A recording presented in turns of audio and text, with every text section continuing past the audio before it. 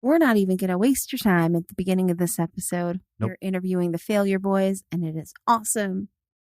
Yep. And Mm. you want to say it? Enjoy listening. Oh, and we're going to just get right into it. All right, there we go. Here we are.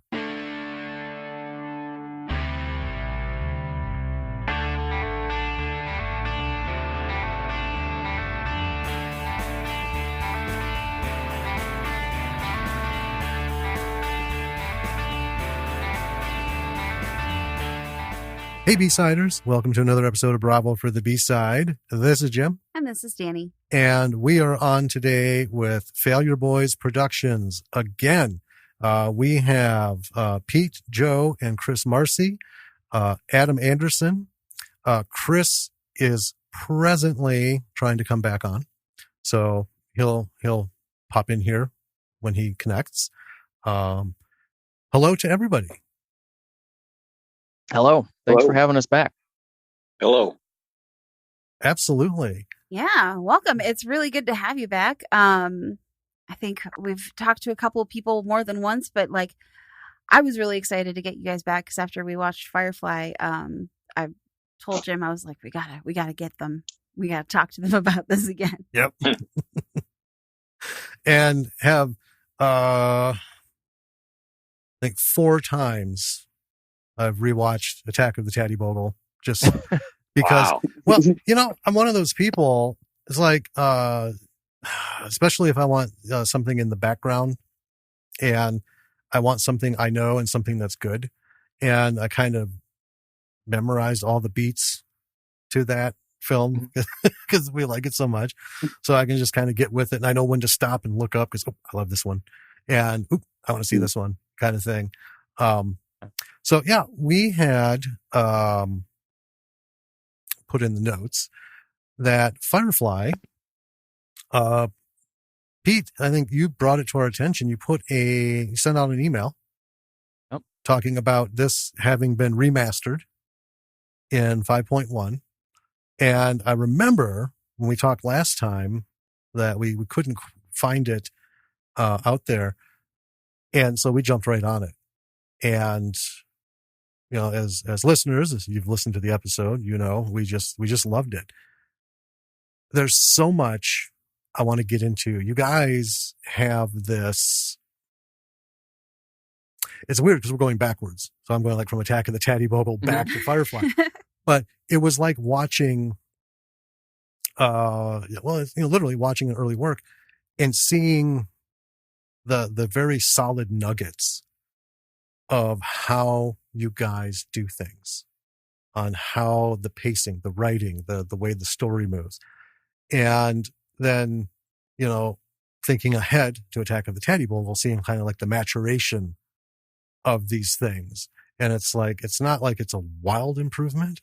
It's refined. There's a huge difference. Right. It was good to begin with. Yeah. You know, starting off strong.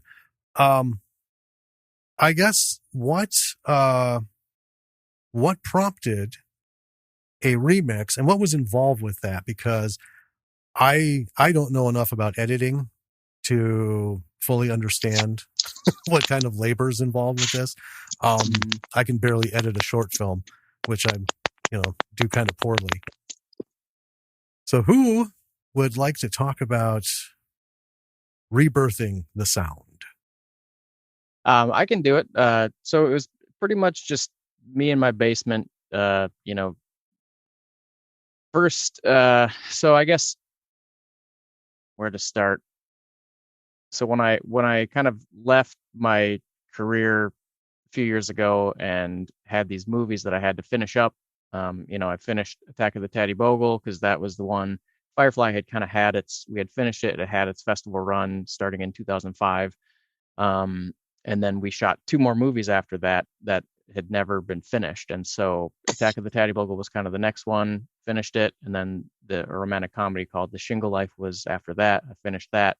And Firefly was always just kind of sitting out there, finished in 2005, but finished at the level that we were capable of back then. So in the 15 years since, had become much more skillful in every aspect of finishing a movie, from sound to color grading, everything. And, it was mixed in stereo. It was standard definition, kind of way too dark in moments. So I had all these tools to upscale it, to, do the color correction, to clean up the sound, to mix it in surround. So when I got to Firefly finally, I realized that I basically had to assemble the movie again from scratch, because I had, disk space 15 years ago was a lot more expensive. And even with just mini DV footage digitized, we had maybe, I don't know, maybe 20 hours of footage, maybe not quite that much of Firefly shot. And now that's nothing. Mini DV footage, 20 hours worth, you could fit on a 500 gigabyte drive, no problem. But back then I had to kind of clean it up and compress the footage and get rid of all the footage I didn't use. And so what I had was versions of the movie that were, basically edited and completed and letterboxed, and the sound that was mixed and in stereo, but I didn't have the individual elements of the dialogue and the sound effects and the music all separated, not to the extent that I usually do for movies. And so I had to go back to my old projects, my old computer, and find out what I still had, and probably too boring to get into and complicated, but that was the most time consuming part of kind of remastering the movie, was basically just reassembling it. There were even sounds where the file was corrupted and I didn't have the original file anymore. And so I had to do a couple of exports and do a phase cancellation, which then isolated the one sound that was missing that I could then move onto a separate track for the surround mix and everything. So it was more technical than I thought it would be and more time consuming. But ultimately I got everything where it needed to be, where I had all of the sound effects, the dialogue, the music, the ambience, everything separated. And from there, I was able to just basically edit it again, and master the sound again, clean up the sound, and mix it in surround, which I had never done for the movie. So that, I'd say the sound was kind of the biggest thing with the movie. And then for the visuals, it was shot on mini DV. It was then letterboxed on top of that. So, not a lot of pixels that we're dealing with here for the definition. So this new software came out recently that is kind of an artificial intelligence upscaler, and tried it out, and it was just far better than anything I'd ever tried before. And so kind of went through like 6 different batch processes of that, upscaling it in various degrees, to finally get it to a point where it said, this is about as good as it can get. This can pass. And then color graded the footage. So the sound and the visuals, those each took a lot of time, a lot of attention. But then I also just kind of cut out about 5 minutes from the movie that, as I'm going through it and seeing little pauses here and there that didn't need to be there, I figured might as well save everyone 5 minutes of time as they're watching the movie, and tighten the movie up a little bit without getting rid of any scenes, without sacrificing the story at all. So the movie ended up being 99 minutes compared to the 104 minutes that it was back when it was in festivals. So, but talking to people who have watched it, no one can tell the difference between the two. It's a situation where I think the movie feels untouched story wise. And then just had to kind of redo the end credits, and Joe did some additional drawings for the end credits because we had to kind of lengthen them a little bit, make them look a little bit more complete and professional. That's kind of it in a nutshell. I don't know if that's incredibly boring to listeners out there, but it was just a kind of a technical process, not too much of a creative one, although I guess that goes into every one of those elements. Yeah, I mean, I think it is arguably creative. That does sound like a lot of work. Yeah. It was, and I wasn't, it took probably 4 or 5 months total. of time to do it. Maybe not working on that every single day, but as the primary thing I was working on to get all that done, and then also to create the artwork for the distribution and get it uploaded and all that. That's probably another week-long process Mm-hmm. to make sure all that is handled correctly and it's accepted on the streaming platforms. Well, it looked and sounded great, and that's it. We've talked about this in the past. Indie films at the time seemed to have the most trouble with sound, and not because of like a budget and bad equipment, bad editing or anything. We'd watch stuff, and we've had a couple films that looked really interesting, but we just couldn't watch it because you turn it up so much and you get the from the TV, and what comes out is not deafeningly loud, but it's just so thick and it's like over mixing. But then we found out over time that I think the streaming services have a real problem with quality control. I'm talking Netflix, Tubi, all of them. We've seen some brand new films that had the worst sound. It's not like we have some, we're not watching on a 1955 Zenith, trying to emulate all these sounds. But then we'll go back to it a week or two later and the sound will be better. I think that they have such corrupt conversions that they push out. I think their QA is just terrible in there. But Firefly sounded really good and clear.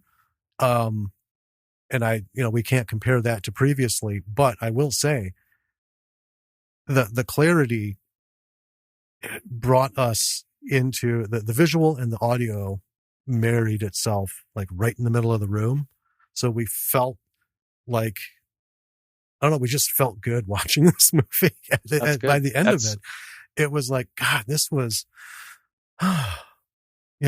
so many levels that we're going to touch on. Sorry. Go ahead.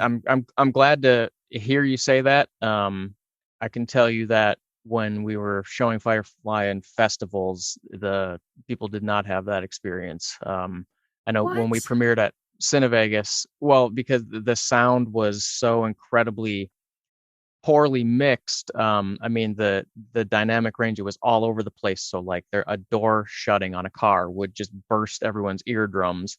Okay. And then it was, I did the best I could back in the day, just mixing on my computer, kind of listening to sound in my earphones through the TV that I had the Firewire kind of linked through, and mixed it. Sounded good to me on my earbuds, and I tried to just like kind of peak all the levels, get the maximum amount of volume I could from every scene. Didn't really understand as much about consistency, and obviously there were not many, if any, loudness specifications that people had to mix to back then. And so when we premiered the movie at Cinevegas, we had a full theater world premiere, and it was just an absolute disastrous experience. The picture was so dark you could barely see it. The sound was crazy. It was loud. Was it only coming from one speaker, guys? Yes. Wasn't that it was only coming from one speaker? One of the speakers was not working. So I think some people just couldn't even stand to be in the theater. And I think maybe some of those corrections were made when we sent it to other festivals after that premiere, but still just comparing the original stereo mix to the new one when I'm working on it, it's just crazy that that's what we had ever put out there. But kind of to your point about we were talking before the show started about you'd rather have a lower budget movie with a story than a polished movie that's 3.5 hours long and doesn't tell a good story. I think ultimately, even though the sound was rough and the picture was rough in the festival screenings, that I think people have a tolerance for it and they can adapt to whatever viewing environment they're in. And then ultimately, if they, get invested in the story, that stuff doesn't really matter that much. But it certainly helps people get into the story in the first place, I think. It does. Yeah. Like I said, we've had to turn our backs on some things because it just couldn't happen. And we compare it to, there was this wonderful little zombie movie that we saw a long time ago. And it's from like 1992 or 3, but someone had an old VHS camcorder. And remember the one, it was on like the farm. Are you talking about Zombie Dearest? No, not Zombie Dearest. Okay. No. This was the one that prompted the earnest effort. Oh, The okay. view that we took on things. Yeah, I don't remember the name of it. And it was clearly just they had their VHS video camera, no sound equipment, nothing. And it was fun to watch, but ultimately it was just like, oh, I don't know what's going on. I feel like I'm missing whatever subtleties they might be working in here. It's just like literally watching a show on mute, and there's nothing you could do about it back then. Maybe a little bit like Del in Firefly and his movies that he's making. Right. But let's talk about the story here. So the sound was great, but the story was even better. Our big question for all of you is, what germinated this story and how did you guys grow it into this excellent example of the web, all this tapestry style. Yeah, tendrils and threads of things just coming out there and giving us complete pictures and giving us, fulfilling through lines. And then all of a sudden, wham, coming together with such crystal clear cohesiveness at the end.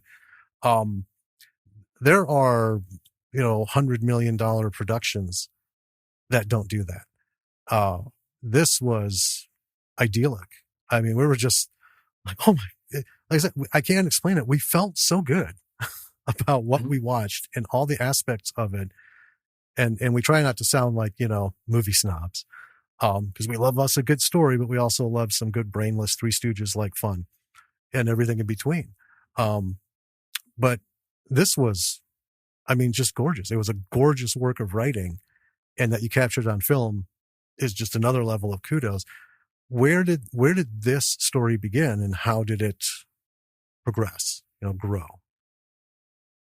So Chris, you can come in a little bit, but I know, when I first started thinking of this idea, probably in college, everyone who goes to film school, well, most people want to write the next great screenplay. They think that's kind of the first step. If you want to become a filmmaker, a director, you have to have a screenplay. And so I was always trying to think of ideas for the next movie we were going to do. And I loved movies with a great twist at the end. But I also had seen a lot of movies at the time from directors like Robert Altman, where he has these stories like Shortcuts, where you have all these different characters and different storylines that are playing out in parallel, and they intersect in ways that the viewer gets to see, but the characters don't quite understand it. And I was just fascinated by those types of movies. And a movie that I think had a big impact on me was Magnolia. When I saw it in the theater, it opens with those vignettes that promise an incredible coincidence and saying basically these things happen all the time. And I love that movie. I was just drawn to the screen. It was just an incredible experience for me. But I was a little disappointed in the ending because I didn't feel like they delivered on the promise of the coincidences. I wanted all of these things to tie together in a way that was satisfying, that was as satisfying as the stories that they open the movie with.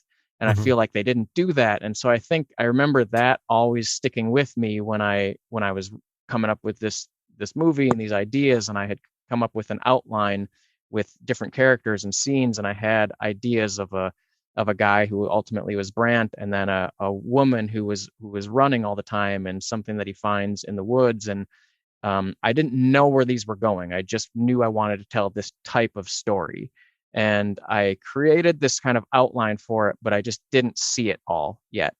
And then I was actually focusing on writing another movie that eventually became The Shingle Life, which was the third movie we did. And that didn't pan out at the time. And so then I remember I approached Chris and said, all right, well, there's this other idea that I'm kind of kicking around, and it wasn't called Firefly at the time. It wasn't called anything. And I kind of told him what I had, and I needed help with it. And then as I remember it, Chris, we were in the laundry room at our parents' house. And I kind of told you that, and then we just kind of hashed out the basics to finish that story together. And we kind of worked out not all the details, but we basically figured out how it was all going to come together and work out that night. Is that how you remember it? Yes, I wish I remembered more specifics, but that was at least a 3 or 4 hour conversation, and you were pissed off. You were fired up, and so you gave me all that stuff, and then we came up with, I'm pretty sure, everything that happened Halloween night. So all of the stuff that gets revealed in the flashbacks, we figured that out that first night. I'm almost sure of it, because I know that I guess we should say now. Have we said spoilers for anybody listening? We spoil every episode. We spoil the movie, so bring it out. Yes. So all of the big twists, Pete and I, we made those connections, and we were super excited about it. And I think we came up with most of the names, but yes. Yep. And a lot of it. We didn't have the ending figured out, but we didn't have the ending, and we didn't have much of what the bulk of the film is in, like, basically the days leading up to Christmas, which, if the movie feels a little bit slow during that period of time, and people might lose interest a little bit, that's probably because on a certain level, we're just kind of like waiting to get to all of the things that we were really excited about in the flashbacks. Yeah, so Pete was tasked with writing Brant scenes. Yep. Both Pete and I worked on Arnie's. And then you were, And then I focused on Dell's scenes and then Susan's scenes.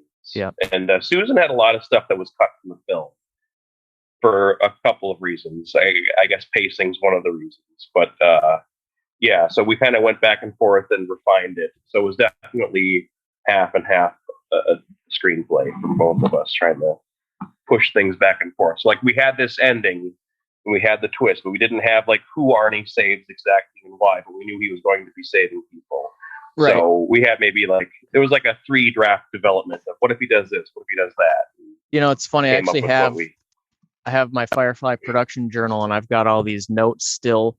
And it says basically, Arnie drives along the road in his beater and searches for a particular house, checks and sees that the house has a feature that stands out, maybe a Santa Claus or a wreath or something. So that's obviously the scene that became the reindeer lift scene. And it's just kind of funny looking at these notes and seeing how similar most of them are to the end product. But there are also things that we veered away from, specifically the ending of the movie, and like what Dell and Arnie do at the very end to save people. That we had very different ideas at some point about those moments. Okay. I one thing I like about this movie and Attack of the Tatty Bogle, what they have in common is all of you guys, there's not more than is needed. And I know that ultimately relies on editing, but it has to also start with, the writing. If it's a work that's suffering from wanderlust, there's no way you can edit that tight enough to make a cohesive, tight story. But I don't know that people would get. Well, I mean, people are different. I'm sure someone would, and everyone has their own thing. Well, it was called A Laundry List of Nonsense at Cinevegas by one reviewer. So you could put that on a T-shirt. Yeah, to be fair, he was at a terrible screening, and the movie at its world premiere was 115 minutes long. So it's 20 more minutes that have been cut out of the movie since its premiere. And the guy was probably a moron. So, well, I'm just kidding. Gene Shalit said Star Wars sucked. Several people told Stephen King to give it up and, go take a job at the factory in town because he's not going to do it. As long as everyone has something to say. Yeah. I will say, but if you've only premiered your movies in your parents' living room to then premiere one at a pretty big festival and have someone call your movie a laundry list of nonsense, it's not easy to take, even though he was probably right on some level because we did cut out 20 minutes, but Yeah, Pete disappeared for a while. He walked around. No one knew where he was. I think. Yeah, he was having a hard time. Here's the thing, though. I would say this movie was ahead of its time because one thing we've noticed about films that have gotten not great reviews at a festival, they don't fit what was popular with the audiences, what their expectations were of films at screenings. Every few years, there's that kind of movie that plays. And the big studios go after it. Indie makers, filmmakers go after it. Audiences are kind of expecting it. And, for the unlucky one who brings out something new and different, they usually don't have a good ride because of it. Because the audience is like, oh, wait a minute. Nope. Couldn't even register that. This was terrible. This wasn't what I was looking for. But I think for 2005, thinking back, this is a thinker. And I don't think thinkers were popular films. Well, that's the real reason I waited so long to release it. I needed the world to be ready for it, Yeah. It's just what I don't know. Yeah, I mean, I think it's a different kind of movie. And I think it at the time it was even more so kind of an experience that not many people had in the theater. I think there are more and more movies like it, maybe not in the the specific plot and the storytelling, the way it plays out, but just more supernatural, a little bit weird sci-fi elements. I think that's a lot more common now in storytelling than it was at the time. Absolutely. Back then, anything sci-fi had to be big, had to be the next Star Wars. If you wanted to ground it in pseudo-reality, Terminator, so they could relate to it, and that's kind of the way it is now. Now they don't want the big stuff. Everyone who wants sci-fi, they're shopping for scripts that have some sort of like this show, some angle to it, but otherwise it's, just day-to-day life. Don't have to get fancy beepy boopy things, no green screens, none of the stuff, because they want to do it on the cheap. That's kind of the trend now we found. But the thing about this, when you said, that whole laundry list of, one of the things I like about it myself, I was so engrossed with every chapter of these characters. I could feel there was a purpose. It's not like I was excusing anything. It's part, each of these scenes is drama, what's going on, and it's the buildup, and I'm paying attention. And, the whole thing that we were trying to figure out is, okay, so is the guy the asshole or is it the woman? Who with Brant and Rachel? Yeah. Who in this couple is the problem? And then, well, here's the thing. Their each individual arcs brought it. I mean, okay, we know what she did at the Halloween party, and we know how that's going to have an effect on him, plus everything else that happened. But it's just kind of that thing of, it's the whole fence thing. What side of the fence are you standing on? Who's in the wrong? I mean, was he just not right for her and she not right for him? And that happens. It just, ultimately though, I couldn't forgive her. Yeah. Well, understandably. Brent was like, dude, man, now that I know the full story, poor man. Let's buy this guy a cream soda or something. Well, and I would say everything after Halloween, you can forgive Brant the way he's acting, because you could explain that on some level, subconsciously, he knows this isn't right. Something's wrong with this relationship. So he's But who knows how he was leading up to that? It seems to me like it's not a very good relationship from the beginning. But I don't know, Adam, you said when you saw it recently that one of the things you noticed more so this time was like the dark side of Brant. Yeah, I think when I was younger, I just thought Brant was a great character. And, watching it so far removed from it, I was like, he's kind of, he's a little smothering and he's not trusting. And it does turn out to be for good reason. But it's like, yeah, he's really, he's super paranoid and it's not appealing. He's not really appealing as a character as you're going through it. Yes. Well, yeah. What I noticed is that you're not even really sure when he hears the audio tape that Rachel cheated on him. It's not necessarily true, Right. So could have been before. You don't know until you get the flashback. Yep. Right. Or they could be just that could be how they joke with each other on the phone, and he hears it. And it's funny. I don't know who if it was Chris or Adam maybe, but I was talking to him and rewatching it recently. I kind of agree with Adam that when I was I was younger when we finished it, so I just and I wasn't really attached to the writing process. So I, like Adam, just thought, well, Brant's kind of our main character; he's the good guy. But this time watching it, I thought he's very irritable at the party. He's very standoffish with a guy who he doesn't really know before anything happens. Then he's like prone to violence and a liar, and he sets traps for his girlfriend. He gets pressured into buying, in a more expensive ring. He's a mess. Yeah. Not to mention nothing at the Christmas party where just that's so. Watching it this time, I thought, okay, yeah, he's the one who's kind of unhinged. Well, we were really. We started shooting in like 2002, right? So we were young. Yeah. Like we didn't know. Someone said in a review that we had no life experience. Didn't that kind of sting? Was that the comment? Did they say that? That's just something we thought. They're totally wrong. I thought it was in one of the reviews, but it's like, They probably did. We had an idea back in the day to release like ads, like commercials back when TV was still a thing, to like put a TV commercial out there with Firefly and put up a mixture of all the great quotes and the bad quotes. I've never seen that, with it. Just be honest about the reviews it's getting, like this is a fantastic sci-fi.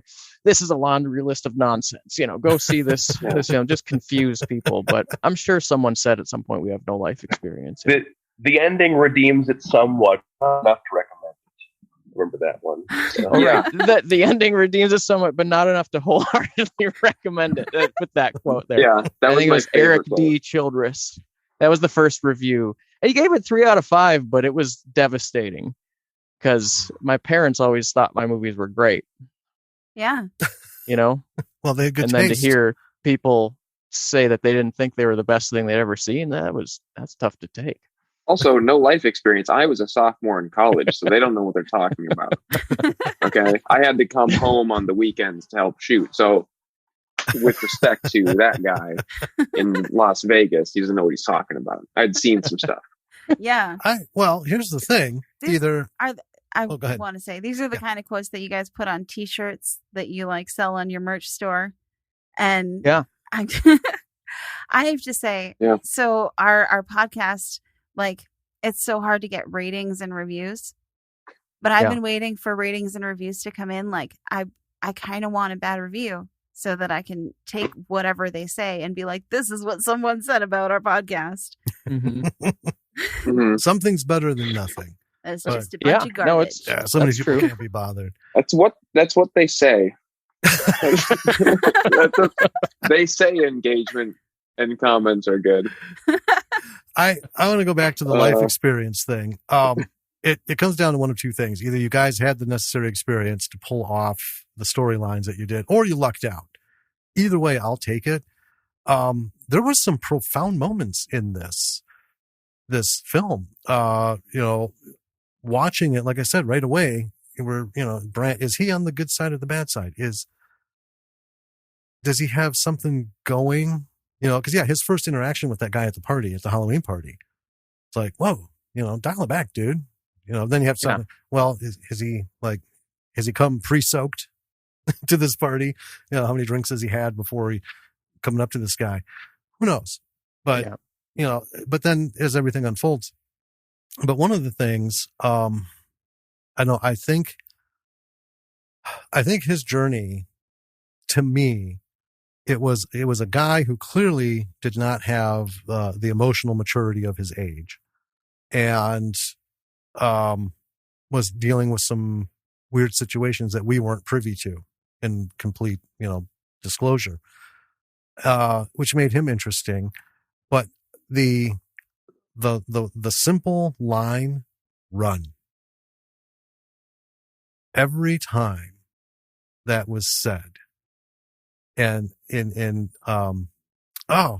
character's name, was it Susan? Susan. No, Susan. Yep. Yeah. Susan. I called her Cat the whole time.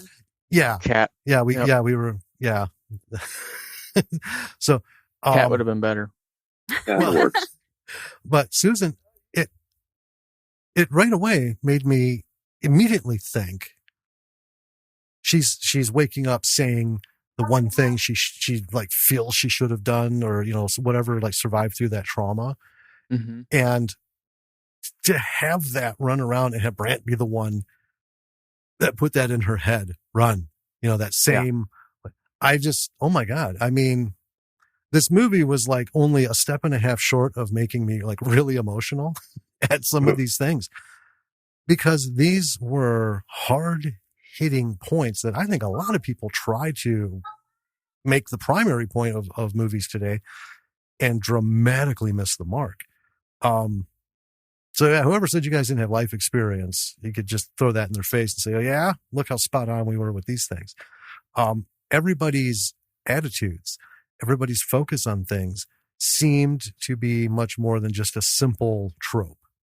We have an asshole. We have his girlfriend / fiance. We have a victim. We have a dreamer, an outsider. That's not enough. These people had like full 3D, full dimensional lives and things that came through as this film progressed. So I just want to get that out there, because I think that was, I don't know how anyone could watch that and not be impacted by just that whole run situation.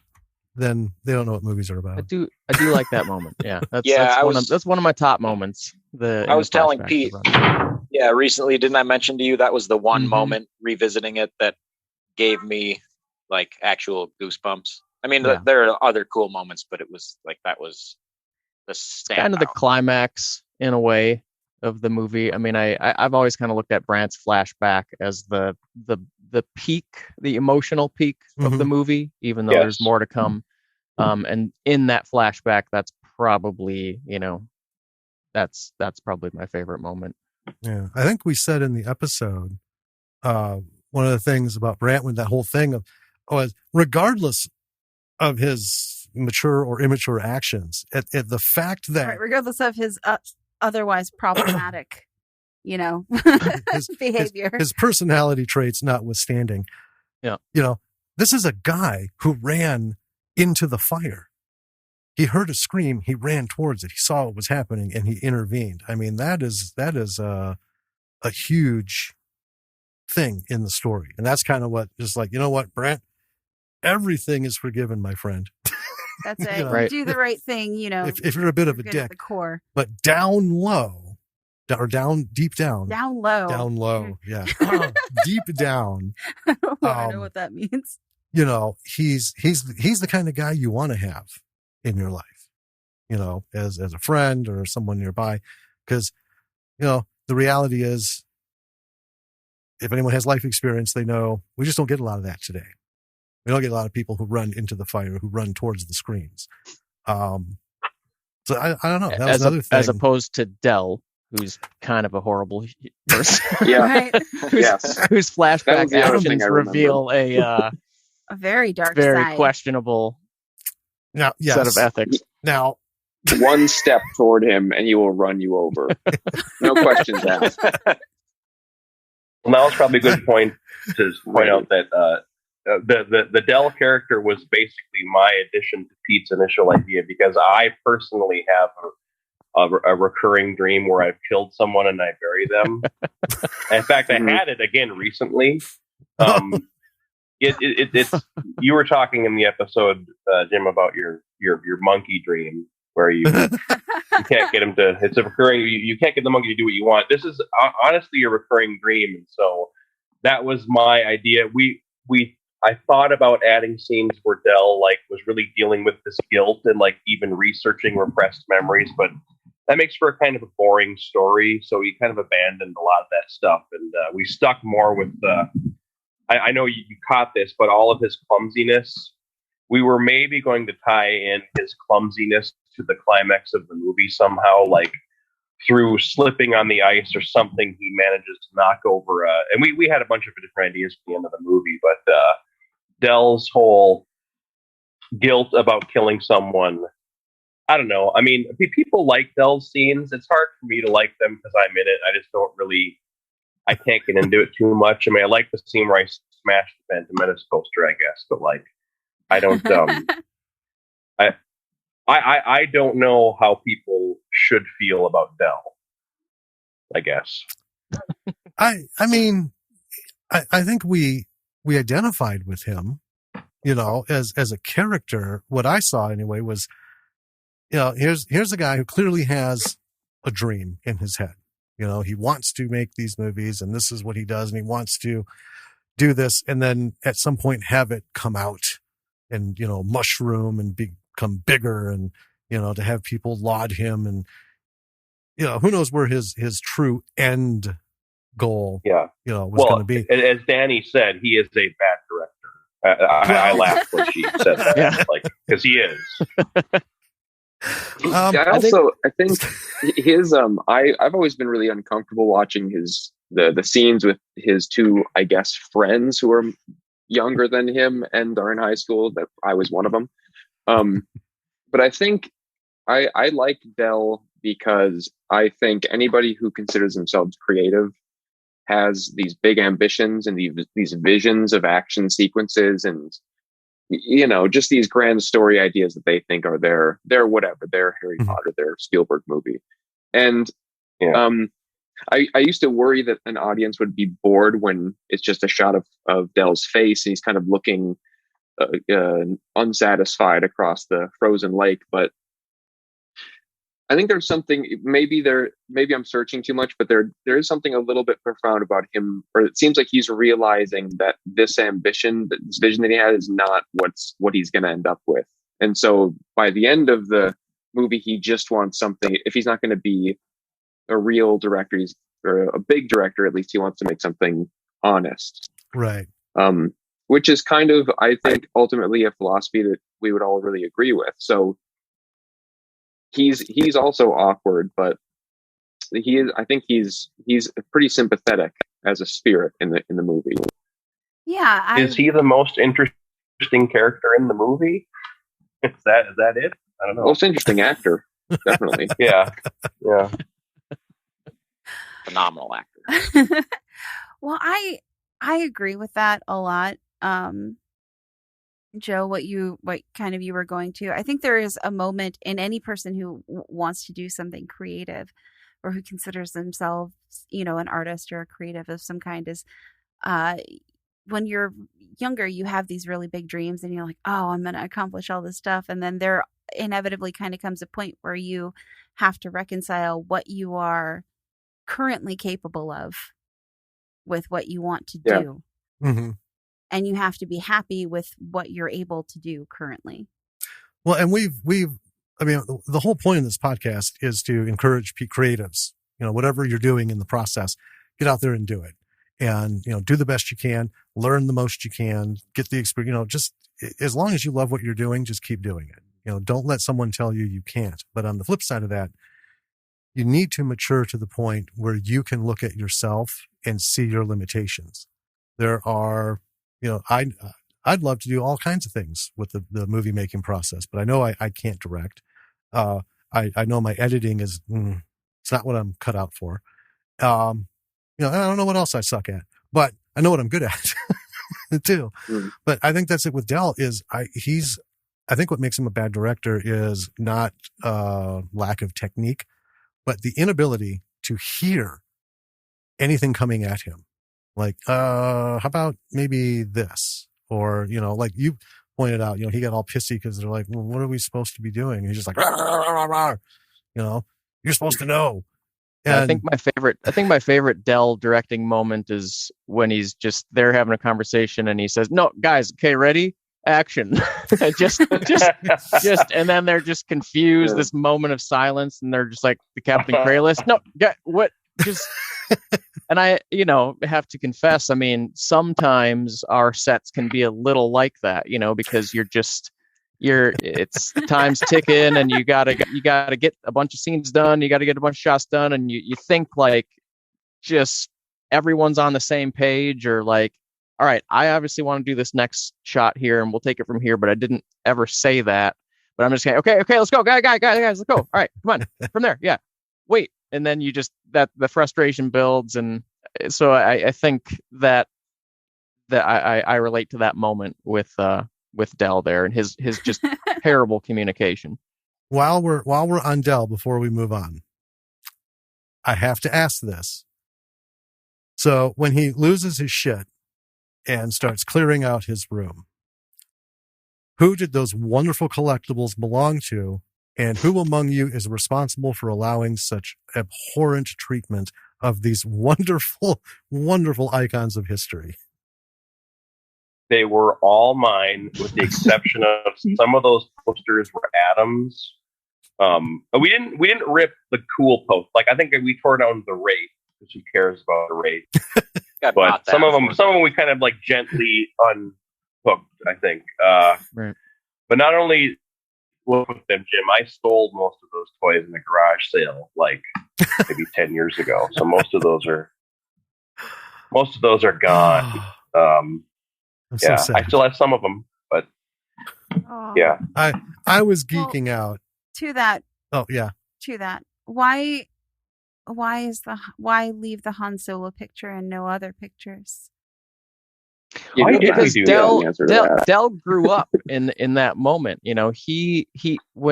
Del throughout the movie just accepts everything. There's no judgment. He just thinks if it's sci-fi, it's good. Even though he has that conversation with the women at the party at the beginning, and he basically says, he wants to make a real movie, but if you look at his room and you look at the kinds of movies he tries to make and watch him smiling at the opening movie that is showing at the Halloween party, which is just awful. I mean, Del doesn't have good judgment. He doesn't have any judgment about what is good sci-fi and what is bad sci-fi. But then in that moment, when he tears down the posters in his room and throws his toys away, there's a, little bit of judgment there about what is worthy of keeping up on his walls and what isn't. Doesn't he keep a Metallica poster up too? Yeah, Metallica and Han Solo, and I think and Lando. And Lando. Yep, and Lando. And Luke is still there too. If you see, and I think the original trilogy. And Metallica. I think it's all the Jedi pinup portraits or something like that. Darth Vader stay on the door too. Yes. Yeah. Yep. Excellent. We were brilliant. We were. Yeah, brilliant I think. there, yeah. Oh, yeah. When I watch the Del directing scenes, I think he's a bad director because he doesn't know how to say what he wants. He's not either. He thinks his vision is enough, but not everybody's inside of his head, and then he can't communicate his vision, right?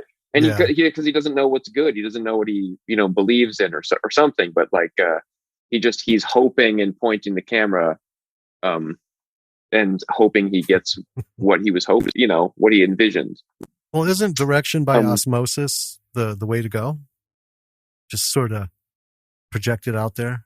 Everyone will pick up on it. Everyone just absorbs it. I mean, Pete, isn't that what you do? Well, ultimately, sometimes, that's what I was saying. Ultimately. It's sometimes it feels that way until you, because a film set is stressful, and sometimes if I could see myself after the fact, how I communicated something, I'd probably be really embarrassed by what I didn't explain in something. And it might end up in, we do a few more takes because I didn't just explain the thing that I wanted to have happen. Or maybe I just know it's also sometimes true that I just know that what I don't want, and I don't necessarily know what I want.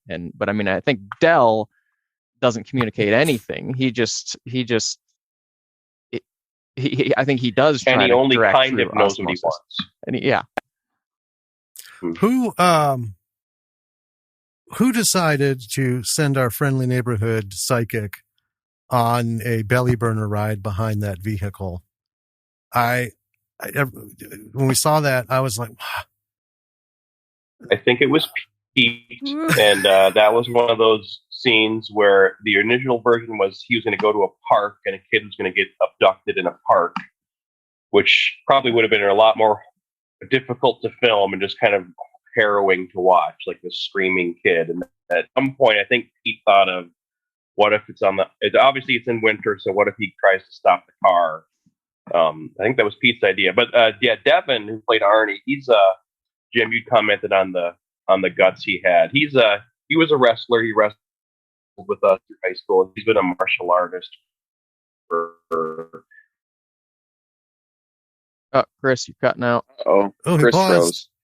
We'll never get the answer. Maybe he's just thinking how long he was a martial artist. Not so much these days. Wait, Chris, you cut out. So. Chris, can you hear me? Yeah. You cut out. Yeah. You basically said he was a wrestler, he was a martial artist and then you cut out. And then Can you hear me now? The frame looked up into the corner like you were just thinking about that for a while. Very thoughtful, yeah. Okay. So how long was he a martial artist for, Chris? We are waiting to know. He was a martial artist for a long time. Oh. Okay. What? Yeah. That's what we waited for.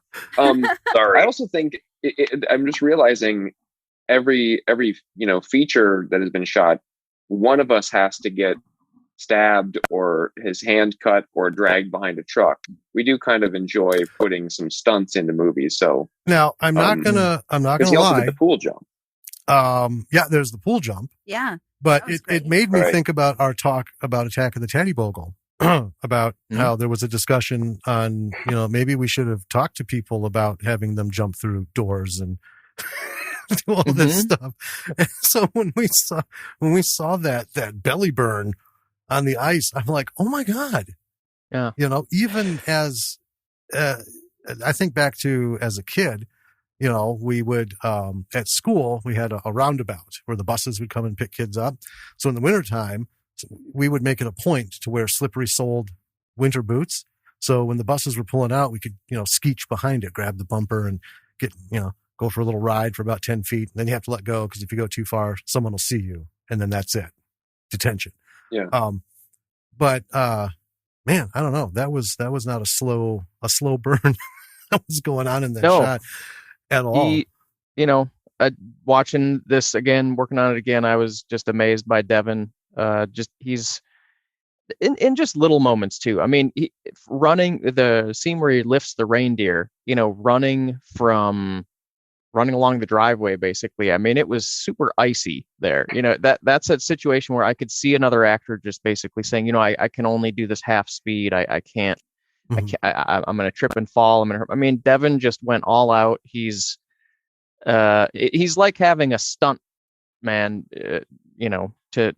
that you don't have to, put makeup on and kind of hide the features of. I mean, he was incredible with the pool jump, jumping onto the trailer hitch. And he did that. I think he only did the drag behind the trailer once, but he jumped onto to catch the trailer hitch like 4 times, maybe. Okay.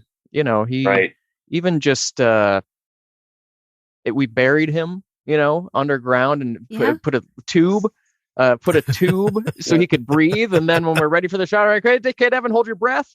And then we'd pull the tube out of the ground and then start rolling. And, he could hear us. He wasn't that deep underground, but I mean, we put him through a lot and he did not complain. The only thing he ever said, he didn't complain. He just said, we should get these last shots done soon because I have a family gathering for the 4th of July and I don't want to get a tan because then I won't look the same in the movie, because we were shooting the indoor scenes into July the following year. So Anyway, he was amazing. Well, his quickness, that character, it just tickled me. He was just like in and out. That whole thing when he ran from the deer up to the house, through the house, in, lifted the car up, and then shoo, wham, bam, thank you, ma'am. He's just out. And I know in the episode, we talked about how I was laughing, and Danny's like, what did I miss? I'm like, yeah, it was very quick. I looked down for a second. Me. I didn't know what happened. You didn't miss anything. It's weird, too. The shot of when he lifts the deer, it reminds me, I watched it recently again. He kind of has this Buster Keaton energy, like a very good physical presence. Yes. He has good timing and good silhouette and posing. And I don't know if that's martial arts or what, but there are little things to that scene, or when he's sprinting, he kind of even has like good cinematically pleasing form. And then he just adds a little, I don't know if you notice this, but he's running in boots, which are meant to look clunky, not functional. Mm-hmm. And then he runs and then slides on an ice patch before he then lands and opens the garage door. So it's funny what kind of character he feels like, because once you find out what he's doing, it's weird that he has this like theatrical flair to how he's going through these rescue sequences, and then he's off stage. Yeah. Well, we were talking briefly a little bit earlier about, the most interesting character in the movie. And I'm sorry, Chris, but I think that Arnie is the most interesting character. Arnie. Yep. I agree with you. And a lot of that is because we don't know what drives him, for pretty much the whole movie. But he is a fantastic physical actor, and he does most of his acting throughout the movie with his whole body. His expressions when he gets into the secure door for the apartment. Yes. And the guys. And they're like giving him shit. His just response looking at them. I loved it so much. I was just like, I love this fucking guy. Look at him. That's one of my favorite moments. I can watch that over and over. He blinks in that shot, but Pete, do I remember, did you give him some instruction about to try not to blink in certain scenes? Yeah, or am I wrong? think we tried that at some point, but I don't think it was something that we ever like checked. Right. I want to add that, back to Chris. Chris is also a very good physical actor. There you go. The donut just falling off the roof.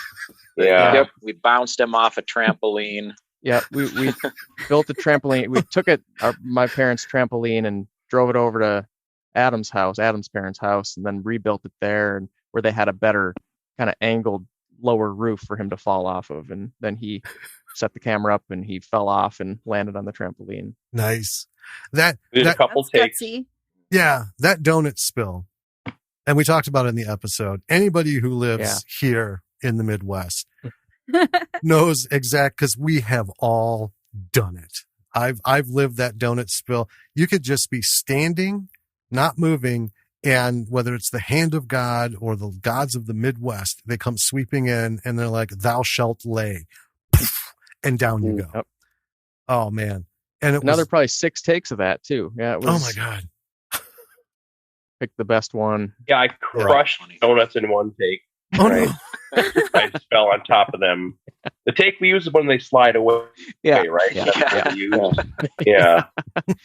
I think one thing I like is I remember that I just feel like there are a few choices like that maybe changed from script to final product, where something that would look good or make sense within the world of the movie, but ultimately years later would feel just a little bit precious. Some of those were avoided, like crushing the donuts would have been more funny as a joke, but it's not more realistic. It's not in a weird way. It's more like comedic than the donuts just flying off the ice, which is just how real bad days feel. Yes. It's what would actually happen. So I don't know. I kind of enjoyed those scenes where people look uncomfortable and just Jim and Danny, when he fell off the roof, be honest, did part of you think, what the hell did we just watch? Like, did he just die? Like, did you get that it was a joke? Or I was a little concerned very briefly that he might have died. I was like, oh God, okay. I wasn't concerned that he died. My immediate thought was, oh, is he going to end up, you know, in like a half body cast, or, you know, I thought, this poor guy, shit, what's his end result? Cause I was starting to spiral off into things that, you know, now he's not going to be able to move. So shit's going to happen to him, or, you know, he's going to try and get out on the ice and film, and he's going to be stuck like a, you know, plaster scarecrow. As his actors are like, fuck you, man. Or some sort of rear window ending where you see something on the video but can't walk, and he has to race to, I don't know. Yeah. Right. Well, but what kind of clued us into the joke was that before that had happened, he almost slingshotted himself off the roof, where he had like nailed that bit of cloth, I think it was, and he was trying to rip it out, and that was what made him fall off the roof. Mm-hmm. So, and when you guys didn't like continue with the, he's, you know, there's his body at the bottom of the house or whatever. We're like, oh, okay. He's so fine. much for Dell. He's probably fine. It is a weird cut because there's just a quarter of an additional second before he lands that you're expecting the sound that would make the difference between he might have, you know, twisted his ankle to, like, did he break his back? Is it where you can I think it was when we were timing the crush, it was just that little shift in the audio to the right a little bit just made me laugh a little harder. Just made us laugh a little harder. We're like, well, let's go with that. And like, I don't say ow or anything. There's no box breaking. No moan. Yeah. I always wanted shrubbery. I always wanted to hold on the roof and then have Barry a few seconds later peek his head over. Then cut. It's funny. You mentioned Buster Keaton, and that's what it reminded me of. And Harold Lloyd. Those are my two favorites. The sad sack silent comedy stars, you know. We're watching Dell, the donut thing. He just seems to have these little moments, and it's not a big played out thing. It's just like one, here's another thing. Here's another thing. Yeah, he's having a bad day. Jeez, this poor guy. Boom, here's another thing. And it had that, I don't know, that fun feeling to it. Because that's how, especially like with Harold Lloyd, it's not a big play up to everything. He just goes through his day, and then, you know, it's a pratfall, and it's a thing happen, or something hits him in the head, knocks him out. And it's just like boom, boom, boom. And you're just like, this poor guy. Yeah, and he's the direct opposite of Arnie. And so it's funny how the opposites pair up at the end. I'd never really made that direct connection, but like Arnie literally dances through danger, and Dell can't buy a box of donuts without, you know, breaking his face. No, Arnie's and then Brant in and out. And Susan. Yeah, he's in and out and across the screen, and he's shoom, shoom, shoom, shoom. And then, Dell, you know, he can't stay on the fucking screen in one position. Thump, and then out. And, you know, even when he's out directing, it's these simple tasks that he just can't get done. Chris, you and I tell me if I'm making this up or not, but we kind of talked about Dell being in purgatory, basically, right? For what he did on Halloween, and how, you know, we talked about his clumsiness, but also why are these things happening to Dell? Why is he so clumsy? Why is he having all these accidents? And I remember talking about it's something in it, you know, subconsciously he's, I don't know, punishing himself for what he did on Halloween. But I would never expect anyone to take that away from the movie. Like, oh, you know, all those little seemingly, you know, the list of nonsense, those scenes are probably what the person would be referring to. Like, they don't move the story forward. They're not needed, but they were hard to cut because, I don't know, they were funny. I think they helped shape Dell. Yeah. I mean, you know, when we talk a lot about things moving things forward, there's a lot of things out there that happen in movies where nothing's going on and there's no payoff from it. There isn't any part of this personally that I don't think was connected in any of the through lines. Everything seemed to have its purpose. That's why I was saying it was easy to sit back and watch, because this instinct of this is going to mean something. And it doesn't have to be revelatory. It doesn't have to be the next level in the plot. For Dell, these were things that would kind of help me better shape the character. And that's as much, you know, forward movement as anything else, in my opinion. Where, you know, I could get this, that I get he's a dreamer, but I can also see his shortcomings, and the dude's not, he doesn't have the best, day like the rest of us. There's always some little thing. Those things got to add up too. I mean, how many times can you fall off a roof, drop your donuts, before you just start kind of getting humglum? Like, But you mentioned limitations earlier, and what you're asking about, like this exploration of the demons that Dell is dealing with. I think that Pete and I both just kind of figured we're not really capable of writing a script that explores that in an entertaining way, so why bother? I think that's just kind of, so the ideas got expressed, but I didn't know how to turn that into a scheme that mattered. So, yeah. Well, I think there's probably always a lot of that goes on in the writing of any story, is that you think about these themes that you want to include, and you think through all these characters, backstories and stuff. And there's a lot, I know, when you're writing a story that doesn't actually make it into the story that is told, right, in words, or even the story that is told visually, but you have it in your head. And if a little bit of it makes it on and someone goes, oh, hey, you know what? There's a theme that was, kind of touched on, then you can be like, yeah, I totally put that in there. I meant to do that. I have a question for you, for maybe this is jumping a gun of some sort, but do you think in any way that too many things are tied together?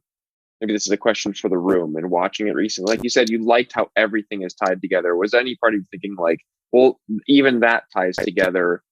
I don't know. Did it all feel like, did it pull you out of it at all? Did you, I don't know. I don't think so. I don't think with us. No, I like I said, I think that was one of the refreshing things. Seldom is anything not just tidy. I mean, that's what they go for, is tidy. This wasn't just tidy. This was, precision interlocking of these final pieces coming together. And it just felt so smooth. And then when you're like, oh, okay, now I feel like I'm, in some sort of high level thriller or suspense, because I'm like, what's the next one? What's the next one? Because I know we're not done. And, there it is. Yeah. And I feel like that's reminds me of what Pete said earlier with Brent's flashback being kind of the climax. Is that's when it feels like, okay, now I'm in and I feel rewarded if I've been paying attention, and I know that the rest of this is going to be all, maybe not all payoff, but yeah. Is that what you mean? Like there's more, I'm realizing there's going to be more that we're going to find out. I know there's going to be more that we're going to find out, and I'm anxious to find out what it was. But what made this special for me, this is one of the few movies I didn't sit there trying to figure it out. I wasn't trying to guess.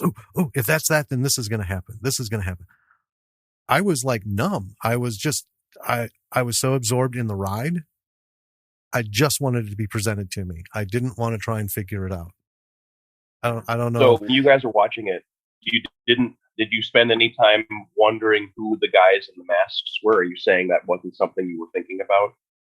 I wasn't wondering who they were. Okay. I heard you say, Jim, you said you thought it might be aliens early on. In the beginning, yeah, because, in the beginning when we start movies, we actually wondered that at some point. I feel it was Adam. I don't know. It might have been everyone talking about this, and we wondered if people would think they are aliens at some point. Well, I think it was just because of the log line. As a group of people have a close encounter and experience different things. So immediately I thought, oh, well, here's these guys in the masks. And none of them will take their masks off. Yeah, and that they're at this party, and I'm like, oh, are they actually masked, or but these, is this how the aliens look, kind of thing, right? I mean, and that's fun to do, but then I don't know. It's the story was so good that it was tough to take notes. This is one of the. He might go off. Oh no! he's sorry. Do I take him off? We have those Sphero droids. And occasionally, for no reason, one will come to life and wake the other one up, and they start talking to each other. Scares the shit out of me every time it happens. I'm sitting in here. I'll like, beep, beep, beep, beep, Jesus Christ. He's awake now. Yeah. But anyway, this is when we had to stop a few times to kind of, We're supposed to be taking notes. There you go.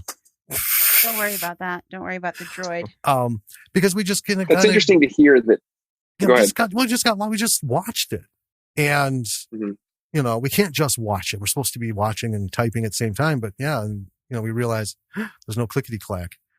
Okay, so let's read about what just happened and catch up, and then hit play again.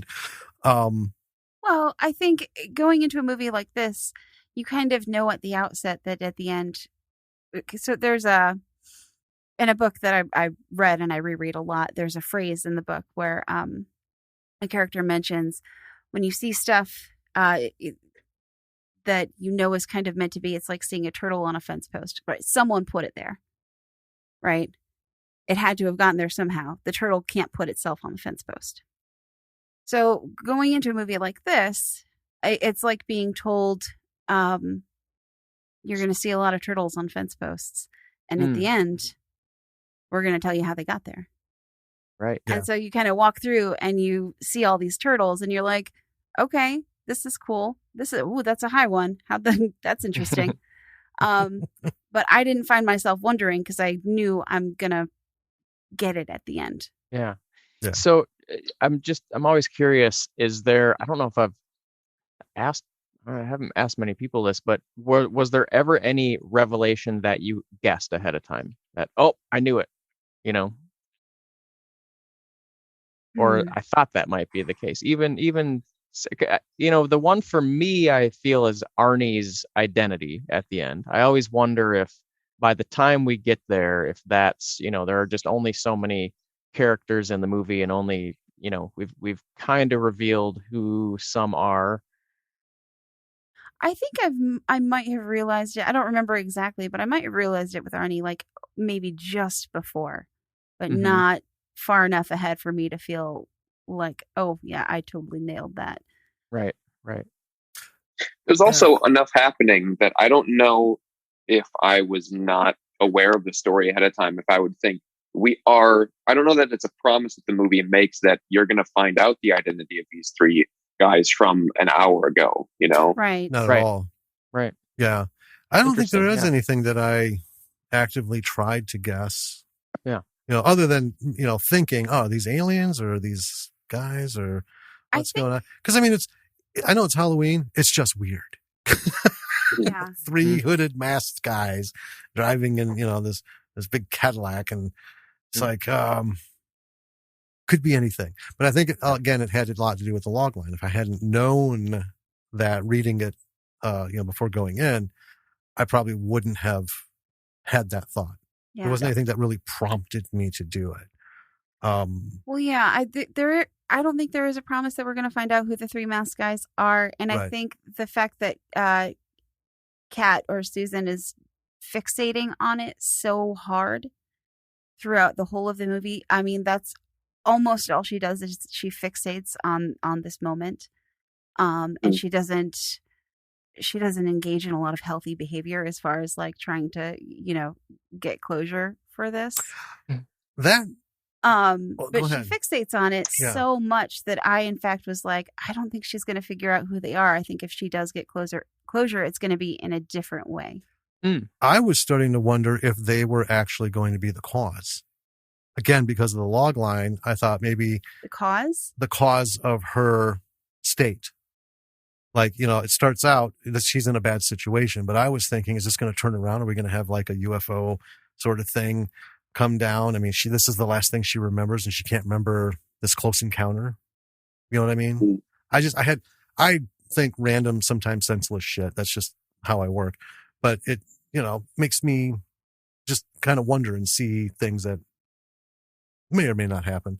I think, Jim, that a good friend of mine watched it, and he commented, you had a similar comment, where he wondered when they were gathering Grant and Susan at the end, are they trying to create some ritual? Did these guys summon the Firefly in the first place? Like, that's a weird concept, but I think that when a movie's good like this, you can start to just entertain weird ideas like what you're trying to describe. I know when I've seen movies that I really like, I start exploring possibilities that I know sound crazy, but they feel right. So I kind of want to Yeah. Yeah. So I think I get what you're trying to say. I had a brief, flash in my head. Maybe the whole thing of this, close encounter that has very different effects on everybody. Maybe it wasn't actually a close encounter. Maybe this is what they remember from this traumatic experience of something like this. This is some sort of just silly ritualistic thing. But, in the end, it seems like a close encounter, but then as they dissect it and filter through it, maybe it'll be something else. So, there's always these wonderings. I like having these little wonderings, but I didn't get too consumed with it. One of the points of everything coming together, I think the information, there wasn't too much and it wasn't contrived. And those are the two things that I think made this whole story work. It was just boom, boom, boom. And do you think, go ahead. Do you think part of that is that it doesn't have that many characters? There are not that many locations. And so there's really not that much that you would have had to sift through to keep track of things. Like No, because we've seen like 2-character single setting things that have had all these things and not come together as good as this has. I think there were enough characters to bring very different points of view. So not just like the prom queen angel and the bad guy on the rough side of the tracks. They come to they share an experience. These are different people from, different points of the pentagram or octagon or whatever. And each was interesting in their own way. And as it came together, I just think I can't say it enough. It was just so well done that I felt like I was there watching it happen, being a part of it. I have a question. And this is, going towards the end of the movie or at the end of the movie. So at the end of the movie, we see Del's like movie version of what goes on. And Arnie explains that he is an alien from Neptune and he did all this with his powers and stuff. And I didn't really accept that as like, this is what happened. I felt like that's what Del explained away in his little film. Yeah. First question I had, did you understand watching that is Del? He shaved his head and beard? Or did you just not recognize that bald person in the end of the movie? Because Chris looks really different with the shaved head. I did not recognize him. I'll be honest, I did not. Yeah. Yeah. And not many people do. So that's Del. And then Joe, who is one of the two, basically Del's main actor throughout the movie, is wearing the beard and mustache. So it's the same group making the same movie. But yeah, the bald movie version of Arnie is Del. That's Chris. Wow. Shaved his head for it and shaved his beard for it. But well, Chris, if you ever need to do a real life The Fugitive, dude, a simple Bic razor and you can pull it off, man. No one will ever find you. Yep. Yeah. But that ending, sorry. Oh, go ahead. That ending had a lot of, we didn't, I know I mentioned earlier, we didn't have it figured out when we started filming. So Pete and I, and then Joe and Adam probably contributed to the ideas. Like, we didn't quite know how we were going to end it. Susan has this gun. Is the gun going to come into play at some point? And Pete has this instinct, Pete, where you don't like using guns to solve conflict. Don't you have some sort of philosophy like that? Yeah, I generally hate when guns are used in movies. Not because I'm anti-gun, just because it's usually lazy and usually something I've seen 100 times before in a movie. Right. Yeah. Right. So the ending evolved, and I know at one point we were going to talk about maybe Arnie he turns into the Firefly, or like a green glow envelops him and he disappears. We talked about Arnie maybe dying at the end. Yeah. And we didn't like that because that was too sad. And then at some point, I'm pretty sure Pete had the idea of what if we cut to Del's movie? And it's because I kind of think that in a way it's a we chickened out. I mean, I agree with you, Danny. I don't think I think what happened is that Del didn't ask Arnie who he was, and instead he just drove away. And he wishes he had, and so his movie version is the best he can come up with. Does Del turn around in real life? Probably not. When it cuts back to the music and it's me with a beard and long hair, that never happens. This is the conversation he wishes he had the courage to have with Arnie. Well, and that was kind of the backbone of my earlier question of, did you think too many things tied in? Because one of we've kind of chatted, nobody recognizes Chris in the end. Is the ending too much of an inside joke on an inside joke? And what are people going to think that means about Del? But I like it more and more the older I get, because my takeaway is he had this profound experience, this life-changing experience that he prayed for pretty much every day of his life. And still, by the end, he kind of can't fully absorb it, and how he chooses to pass that on is he has to kind of make a schlocky, hopeful version. And so in his likable way, I don't know if he would really change, and I think that's kind of accurate. Yeah, he still sucks as a director, but he's found some passion from this event, and it's rooted in his want to make another movie. Well, and I don't know, maybe this is weird, but I kind of reasoned it in my head as maybe he put that in his movie, the whole I'm from Neptune and stuff, because perhaps that was easier for him to explain than what he really felt happened, which to me it was essentially, this is what I reasoned out in my head. I could be wrong, but I don't care, because this is how I view it. Which is that the Firefly was just sort of a force of good in the world that was trying to set things right. Yeah. I mean, Pete and I talked about, are people going to think it's an angel and not an alien? Maybe, and that's fine. Because there is this redemptive quality to it. So. Right. I will say, at that end bit with the little movie closing, my thought was, boy, I would like to see the rest of this little movie, because I know they're not talking about some of the heinous shit we've seen. That doesn't seem like it's stuff likely to make it into, my next movie is going to be about this experience, about me running someone down and coming back from the dead and all the horrible shit that happened and people doing things. I don't know that Del put in his movie that he killed and buried Arnie. Yeah. I would also like to see Del's full movie. Yeah. I remember thinking, I don't know if this is an actual conversation or if this is just something I remember wondering about when it was being made. Do you guys think that Brant and Susan ended up dating? You know what I mean? They're the ones in the truck at the end. Because I remember thinking in the back of my mind, this is kind of how they met. That's stupid.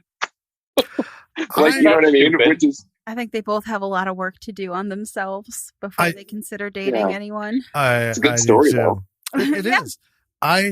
What a meet cute. I liked that bit because it did make me wonder. And I like things that aren't, happily ever after and finite in the ending.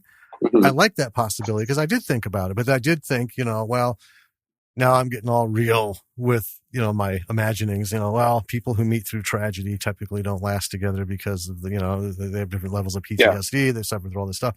But it was interesting, at the very least, of what kind of relationship would these people have? I mean, how can you go through something like this so profound and then just part ways? Like you guys just, you shared a stick of gum at a convenience market and off you went.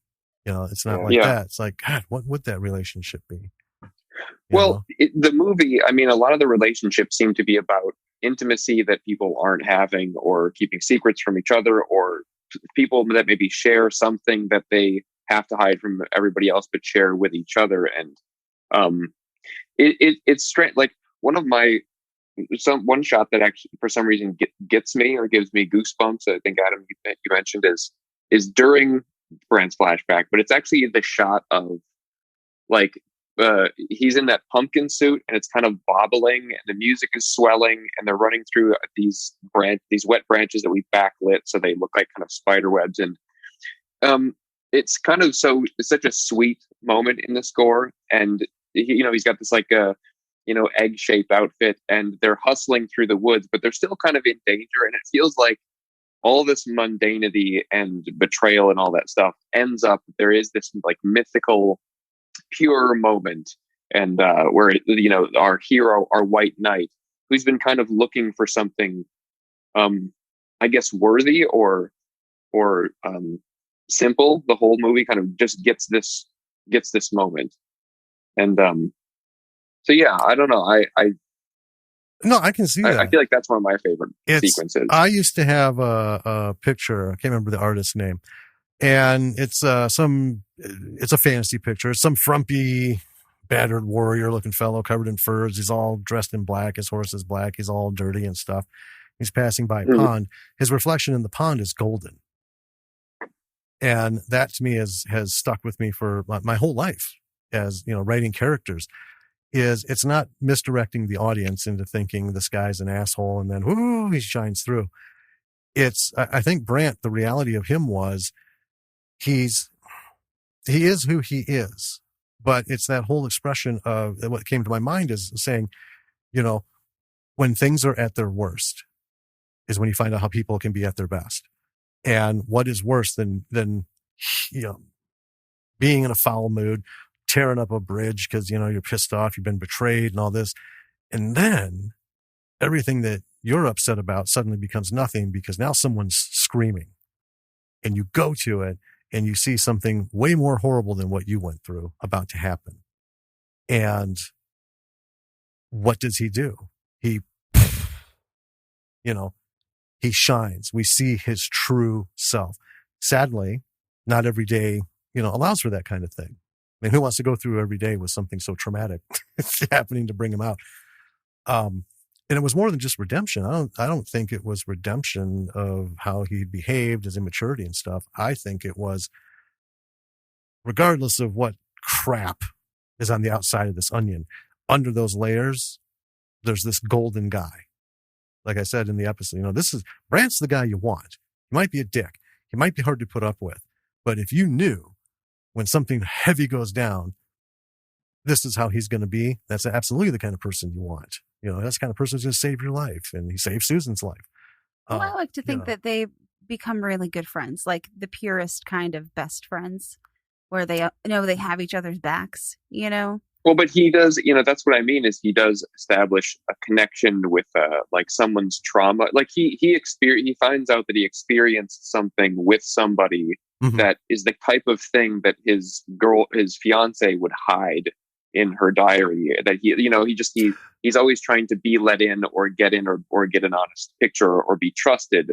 And he's never trusted. So it is kind of I guess that's why I asked. That's why maybe I always had that connection, is because she does kind of represent everything that maybe he was. It gives him the chance to be the type of man that he wanted to be. Mm-hmm. Yeah, and I think even if it's for her, somebody who he saved her life and wanted nothing in return. We get the sense that she has gets with guys who there's always something shifty going on, and otherwise she wouldn't be single out looking. And I just got the sense that she's not had good luck. She seems, because she's kind of even more standoffish. After I don't know. I don't think anyone with a healthy outlook on life gets in a car with 3 strange masked people. I mean, that's fair. Yeah. It says something that, maybe this is what she's used to, just shifty people. So ultimate letdown. I don't know, but but I don't know. I think once she was able to put it all together at the end, I think they would have been very close. I don't think they would have been a romantic relationship. Seems almost kind of trite at this point. I think a more meaningful relationship is just a lifelong relationship of people who shared an experience that only they are ever going to know about and can rely on one another in moments of life where they can't get, that honesty or feedback or something from other people. Yeah. It just doesn't go that deep, maybe. So I'm going to pivot. Pivot.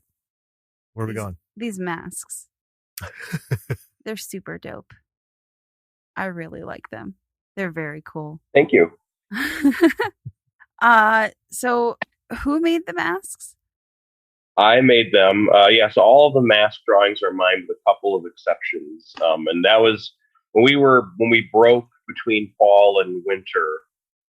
Or maybe Pete, you remember better than I do, but like that was the main thing I was working on, was just making these paper mache masks for months, basically. And I kind of got behind. I remember there was a deadline, and I didn't have enough, in my opinion, and so I had to really crunch. But yeah, I just made a bunch of them. I've still got a lot of them. I've gifted a few of them, but I've got a couple of them somewhere. Yeah, you have the Arnie mask. Pete. You have the orange mask. I don't know where the purple and the green ones are, but I don't know. That was just I'm happy with them. I think I would have liked to do some more R&D in if I could do it over, because they weren't perfect in my opinion. But I thought it would be a neat look. Yeah, we needed, because Chris had made these masks before the movie. He's made a lot of paper mache stuff, and so we thought that was a really cool look. And so, Chris, you kind of made the cloaks too, right? I did, and I hate how the lining flips up out of the gray part a lot. I wish that we'd sewed them better. Well, I mean, not that people notice, but I noticed it. But yeah, I pretty much made costumes then. What? They're costumes on Halloween, so that's it's kind of forgivable if they, because they look like really good costumes and not bad film costumes. Okay. We shot this movie. So we shot the fall stuff in, actually most of it in November. Actually, we were set to start shooting at the end of October, and then the original the actress that we had hired or agreed to play Susan quit the night before we were going to start filming. And maybe a week before, Was it the night or a week before? I think it was the night before, and then we rescheduled some of the shoots. That's how I remember it. But anyways, so we scrambled there for a little bit and didn't know if we were going to be able to make the movie. And then ended up asking Lindsay, who Chris knew from college, and she had been in one of our earlier movies that will never see the light of day. And she why not? Sure. And then she agreed to do it, and ultimately it was a great thing, because she was great for the role, and but that was a very stressful time. And then when we did start shooting, we basically in Minnesota it can snow in October, and most of the time in November it snows, so we knew we had to get everything that we possibly could done, exterior fall stuff done as quickly as possible. We ended up taking most of November, the weekends in November, to complete it, and then we were ready. All right, now we just got to wait for the snow. And that year it didn't snow until February. It was crazy in Minnesota. So then we had the problem of trying to cram in all of these winter scenes before whatever snow we got melted. And so we actually, we went crazy getting all the outdoor scenes, and didn't matter the temperature. If it's 10 below, we're still going out and filming. And then the snow did melt, and we still had a couple more scenes outside to film. And so I started thinking, okay, can I do a visual effect to add snow to the ground? I mean, that might look terrible. I don't know what we're going to do. And then we got one more snow in mid-March and got a couple of the last scenes done. And so it was all, it all worked out, and it was very stressful. But during that pause, Chris had to make, however many masks that he possibly could for the scene where she goes and visits the mask maker. And every one of those is designed and has to be built from scratch. And so he had got this picture of him with all these half finished masks strewn across the table, and he's, just busy working on them. And, he had to design them, make them, paint them. But yeah, that was a big job. It was an interior shot, so we had more time. But yeah. Also, I wanted to mention a little bit of trivia. The girl who backed out, her name was Amy. she actually had an important contribution. We were talking about the scene where she gets abducted by Scott, and the original version I'd written was like they were in the car, they were in the same car, and it starts to get awkward, right? Because she realizes that Scott doesn't have the innocent. Anyway, she suggested, what if he punches her? She thought of that. And that, to me, is the most shocking moment of the movie. Whenever I would go to festivals, oh my God, I would sometimes go out and I'd talk to the festival runners. But when I knew that scene was coming up, I would sneak back into the theater just to hear the gasps from the audience, because it's by far the biggest shocker in the movie. So it is that was shocking. That was really stressful. How she backed out like that, but she had a very important little. Yeah, I remember that. I remember the scene of the awkward car, the awkward drive out there, and the realization dawning on her that something's not right about this. And we even had ideas about the mailing list, and his name is on the mailing list. And Okay. Anyway, but just for her suggestion, or what if he just punches her? Yeah, it was. I gotta say that was, because again, when we watch movies, very seldom do we speak out to something going on the screen. But this was we were both like, Jesus. And it was so boom. We stopped there. I like getting punch effects right. So that was a natural, we had a neck snap back, and I think I was lying, it was 20 below that night, and I was lying under where the camera was with my arms up to catch her. And I was catching Lindsay every time she fell. Yeah. So I remember that night. Yeah. But she can't do a theater. She can't do a stage fall. Yeah. No, you had to get the boxing snap, and drill it until we got what we wanted. Yeah, that was kind of our bread and butter. So that's the moment that if that I always thought at any screening, I'd actually leave the theater, because that if somebody has not lost interest, now they're good to go. That, to me, if they're still paying attention when Adam punches Lindsay and the music kicks up, then that's kind of the start of the big climax. The major payoffs, yeah. Pete, you said Joe did more. These are different credits than the original. Yeah, there were a few new drawings. We had to add more to the credits, and so to keep the notepad consistent with artwork throughout, I needed a few more drawings, and so Joe did a few more. Actually, one of them's his background there behind him right now. Nice. So for the original end credits, we just gathered all of the artwork we had kind of been doodling and making throughout the filming of the movie, and I think Joe did most of those. Chris did a lot of them. I did a couple of them. Adam, maybe one of yours made it in there. I don't know. Anyway, we just kind of compiled everything and fit it into the end credits. I don't know. I've always enjoyed making the end credits somewhat entertaining rather than just a scroll of words. For Teddy Bogle, we had the kind of flashlight effect and some outtakes, and Firefly. Well, it hooked us because we watched the credits all the way to the end, because we just loved I still have the folder of artwork that you guys sent for Attack of the Taddy Bogle, and we're just like, ooh, this is cool. It's like another little short. It's amazing. I'd say at least 5% of the compliments the movie's received are about the credits. Okay. I would say over the years. So that says something. They're good. And it just, I don't know how else to say it. It was a delight seeing those come up.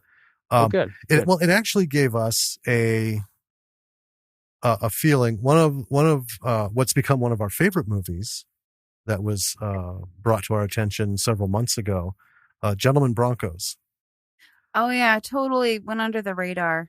We absolutely missed that bad boy when it came out. Knew nothing of it. And then a friend of ours on another podcast brought it up to us, so we watched it to be on his podcast to talk about it. And we're like, "Oh, this is awesome!" It's a goof. Yeah, goof fest. It has Gentlemen Broncos. Yeah, it's made by the same crew that made Napoleon Dynamite. Oh, okay. We love it because it's another one it's not a fast-paced movie. but there's just so many little wonderful things going on, and you feel close to the characters like we did with folks in Firefly. Is you just have that connection, like everything that's going on screen is kind of, a stitch here, a stitch there, connecting it to you. The main character is a young writer, so it's hard not to connect with, with Dell. Any. Well, yeah. But the ending of that has some not cut scenes, but just some artwork, and stuff that had related to the movie. But it just doing that doesn't mean it's great. But when we got to the end of Firefly, when that came up, we had that same feeling like we did in the rest of the movie. Like, it's kind of just like a warm, we know it's almost over, but here's a little bit more for you. And just kind of, I don't know, sort of take it in, sit back. And, by the time everything went black, we're just like, damn. Surprised you remembered it, because weren't you flashed by the lights at the very end?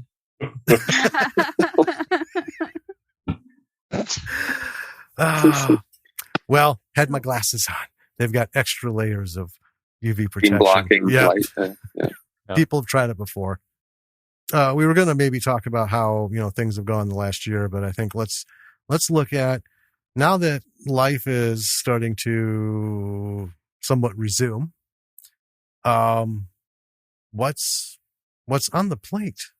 I mean, I know you're working on things that you have done, and you're finishing those up and stuff. Is there any plan to mix all of these creative talents in a bowl and come up with another, fantastic something, some story or another, on film? What are we looking at? Well, I'm just working on the movies that I shot. Hopefully those will be, I don't like putting a timeline on them, because every time I do, it passes, and then I feel bad about myself. And so once I finish those up, I don't have any other ideas, any other stories to get to work on at the moment. But sometimes the way it's happened for me is a story has just, for whatever reason, found its way into my head, and it kind of gets to a point where I have to tell it somehow, whether it's write a screenplay, or if I ever write a book, maybe that would be an option, or what I have done is make a movie out of it. And right now there's nothing in my head that needs to be told, where I want to put in the time necessary to write the script and do all that work. But maybe that'll change once I get these 2 movies finished and out of my head. Then maybe it'll make room for more. I think that's fair. Yeah, that makes sense. I don't know if anyone else has. Anybody else have any yearnings? I'm 10 chapters into a book that we've kind of talked about. Oh, that's exciting. Yeah, I don't know. I can't talk about that too much, but it's an idea that we all came up with. So it's something that I'm working on. But, ooh, good enough for us. And Joe, Go ahead, yes. Joe. What? I was going to say that Joe is busy. I was going to talk about what you do, but I'll let you do that instead. Oh, well, I'm an animator out in Los Angeles right now, so that's kind of my day job. And so I have stories and ideas that I develop, and I've storyboard them, and have plans or hopes or something for someday. But again, kind of to reconnect with Dell's struggle, I have a real, especially with animation, I have a problem with imagining what the scope should be. And because technically you can do anything, but that's its own trap, because then that just puts more work on you down the line, which can, kill a project or send it into, purgatory. So, I do, comics for myself. Mostly I have little story pitches to myself and think, yeah, nobody could ever make this now. And I don't know what I'm interested in diving into. I think it'd be fun to do some comedy shorts. We always kind of I think this is something common in movies or things that we've done, is that we've seen a lot of movies, and so we kind of rope people in with something and then don't deliver on the expectations, but in a way that is hopefully more interesting than what they were expecting. So, okay. I think we have kind of a misbehaving gene, but we never really kind of felt comfortable joking around too much or making shorts. But that's I think what it would seem like maybe people have the bandwidth for. Okay. Right now is maybe some shorts. I don't know. I don't know what the festival scene is like anymore. That's another thing. I don't know. We just know that it's been virtual and it's been all kinds of stuff. And I've gotten, a friend of ours has done pretty well in festivals this last year. But other than that, we don't. But know a whole I've lot. gotten everything from 3-minute shorts to half-hour short films, feature films, different things, but very little information on what it's all about. Just seems like maybe they have a web page somewhere that they'll showcase stuff. We did an episode on Fried Berry, which was a movie that we didn't get a screener on because the distribution didn't allow it. So we had to track it down at a virtual festival, and Jesus Christ, was that a nightmare. Oh my God. It took me like 2 months to finally find one that worked, because I'd find it at a festival and then try to get a ticket for it. And then the website would crash. Their payment system would collapse, and it was terrible. So yeah, finally got one. So I don't even know what festivals are going to be in the short term for like the rest of this year going into next. I imagine they need to get more back in person, but I think they might have discovered how lucrative virtual tickets can be, because some of these bigger ones made a killing. We have to get their websites and payment systems working. I think they had to scramble for a lot of those. But yeah. So I don't know, Adam, any? I kind of gave up on movies. Oh no. No, I think, I shot a documentary like 10 years ago. I never finished it. I think Firefly I'm super proud to have been a part of it. It's kind of heartbreaking that it never there's still a chance, I guess. It's really gratifying to hear that people like it, like the few people who have seen it get it. I don't know. I'm a home inspector, and I have still creative hopes and dreams, but I don't know what to do with them. So I think I'll finish my documentary someday, but I'm not in any rush to, because it's already been like 10 years and I'm kind of in that spot where it's like, well, see, you need to subscribe to our podcast and start listening to it. Yeah. Because that'll motivate you. I'll just tell you right now, do it, man. Do something. Yeah. Right tonight when we're done, write a page of absolute nonsense. A laundry list of nonsense. Yeah. We already did that. It was 100 and some pages. But I get it. I mean, it's especially with the landscape of things now, if kind of been out of it, it's kind of hard to get back in. I mean, we've pivoted. We talked about that in a previous chat with someone on how over this last year we've taken a very different look at things, and we feel good about it. And I know a lot of people have done that, and some people have just like walked away. Some people have started to dive in. Some people have just taken different slants. Yeah. So I know it's under normal circumstances, it's got its own thing to it. But yeah, this last year is just kind of like really laser focused, the abnormality of all of it. Yeah. And then we've recently become very hot on this one idea that we can't say a lot about, but it's occupying most of my brain space every day. It's going to take about 6 months of stuff before we could even like write a single word. Yeah. But anyway, well, I would like to see more. I would love if something came up and got you guys to at least get like on a conference call and just, pound out 4 beats of each act of some story and have that, because I know it would grow into something that we will be doing an episode on and want to talk to you about again, and just be sharing with people. I mean, for sure, throw it out there all the time. It's and we've mentioned Firefly plenty of times outside of Twitter and stuff, because we like to share the things that we think represent the best of the quality of creation. And Firefly is just one of those that it's just so good. I mean, Attack of the Teddy Bogle is such a fun horror. We've shared that with every horror fan, friends and family, and other people. What you should watch. Attack of the Teddy Bogle. Yeah. Thank you. Yeah, you can watch that 3 times before an Avengers movie is over. It's true. Yes. And that just goes back to, I like the no nonsense approach of that movie. I don't need to know a lot of mystical shit. I don't need 25 minutes of some ancient thing.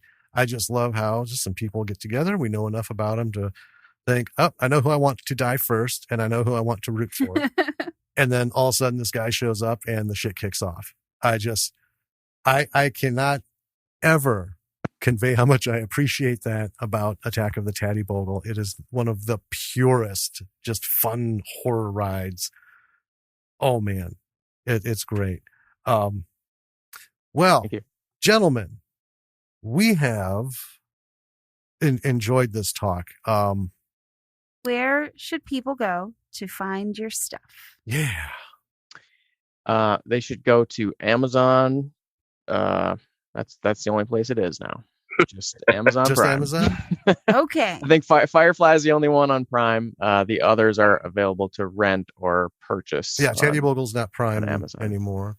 Right. And that was Amazon's decision. I think they monitor and just boot stuff out. Interestingly, they booted it like a day after Firefly was uploaded, so I don't know what that's about. Maybe they have a 1 movie limit for maybe companies. I don't know. But that's where you can rent and purchase them or watch Firefly. You can stream it. You should check out Tubi. Yeah, if you have not tried putting stuff on Tubi. We just spoke with Hilton Ariel Ruiz, who did Zombie with a Shotgun. It's been on Amazon forever, and it just recently got on Tubi. And because we asked him, says that Tubi is very good to their artists, a lot better than Amazon Prime. Yeah, I didn't even know it was a possibility, but yeah, I should look into that. Oh man, Tubi is just stupid with indie film. Yeah, chock full of it. 85% of it is just straight indie film, especially in the horror. We love it. So yeah, give it a shot. Yeah, they're all into it. But until then, go to Amazon Prime to watch Firefly. Yeah. And then we'll just keep watching for stuff. Yeah. And good luck with all the things that you guys are doing. And I hope that I hope we get to talk to you again soon. Yeah. And these coming months are as uplifting for everybody as we hope that it's going to be. And yeah, we want to talk soon because we're gonna dig for some other stuff. Well, thank you. We'll find it was great to be back on the show, and good luck to what you're working on as well. Hope that you can do something with your idea that you can't tell us about, and hopefully, something in the future will be worthy of your attention again. Absolutely. All right, listeners. Guys. We're going to leave it there and catch you later. So that was Failureboys Productions. Wonderful guys. So much fun to talk to. I know. I've missed talking to them. Yeah, it's been a long time. I mean, the last time we talked to them was pre-pandemic. Yeah, absolutely. Which is just wild. God, that's how we're going to gauge things now. I mean, it's been a significant event, And well, yeah. I think the moment it happened, everything was. I mean, I don't want to get into it, but no. Well, yeah. Attack of the Taddy Bogle and Firefly are worth seeing. Absolutely. All of them have this signature style that I hope something comes up that is so kabam that it brings them together to push something out. Plus, I want to see what Pete's working on. Yeah. Right. And there's a lot of lessons in there. Not every long journey is going to keep you busy. Right. Right. I mean, they did these things. It's been quite a while, and they all have jobs. Well, Pete gave up and went to dove into the filmmaking, left his career, and has been doing stuff. But it's a long process when you're an indie filmmaker. Well, I am looking forward to the rom-com that they briefly mentioned. Yeah, up in there. I want to see that. Yeah.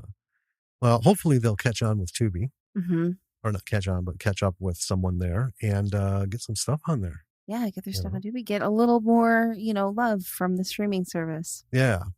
I will say we did talk with them quite a lot more. We did. Not only quite a lot more for this interview, but also after the interview. Yeah. And I, for the sake of time, because we're coming up on 2 hours here, I had to cut some stuff and cut a big chunk towards the end out. Right. That is going to be available for patrons. As a bonus episode. So a patrons only episode. Unheard stuff. And it's more good stuff. It is. There's only so much we can fit on the server without paying exorbitant fees. Yeah. I mean, what we pay for is usually pretty good, but occasionally we get these super long. Every now and then. David and Liam, it was 3 hours and 20 minutes. Fabulous fellas. Yeah. But we got to have some stuff for the patrons. So, things like that, it's like bonus content. Go to Patreon and check us out. Yeah. Maybe become a patron, get access to that bonus episode. Yeah. How do you get there? Go to our website. www.lordsofmisruleproductions.com. Nice. You can find everything there. All the links, all the stuff. All the links, all the stuff to all the things. Yeah. Do them. It's all pretty much right there. The only thing that's not written on there is please give us a rating and review on whatever podcast platform you are listening to us on. It's extremely helpful and it's necessary to, make it so people can find us. Yeah. Other people like you who want to, out there like, man, if there was only something I could listen to. Yeah. Well, sir. Yeah. Or madam. Here it is. And we've got all kinds of stuff for you. We've got a blog and a merch store and episodes on everywhere and social media links and email addresses and find people who support or not support but follow us and people that we follow. Pay attention to that. All good choices. The creatives, the podcasters, filmmakers, artists, actors, musicians, all kinds of things going on.